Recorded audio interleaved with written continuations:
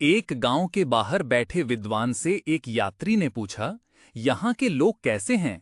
विद्वान ने पलटकर पूछा, तुम्हारे पुराने गांव के लोग कैसे थे? यात्री बोला, बहुत बुरे और लालची। विद्वान ने कहा, यहाँ भी तुम्हें वैसे ही मिलेंगे। तभी दूसरा यात्री आया और वही सवाल किया। उसने बताया कि उसके पुराने गांव के लोग बहुत दयालु थे। विद्वान ने कहा, यहाँ भी तुम्हें वैसे ही लोग मिलेंगे।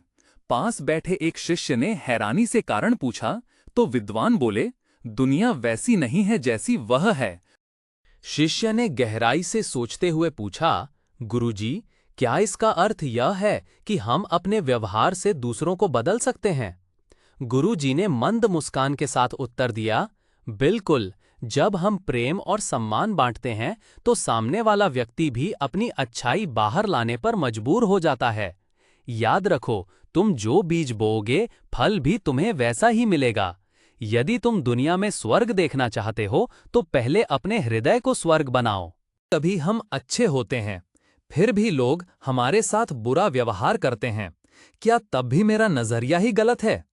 गुरुजी शांत स्वर में, पुत्र, समुद्र की सतह पर लहरें कितनी भी अशांत क्यों ना हों, उसकी गहराई हमेशा शांत रहती है।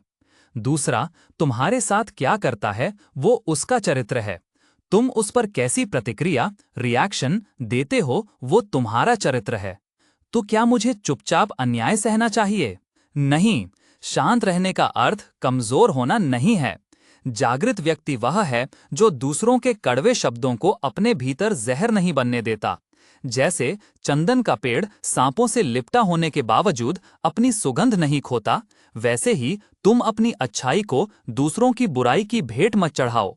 अपनी शांति की चाबी किसी और के हाथ में मत दो।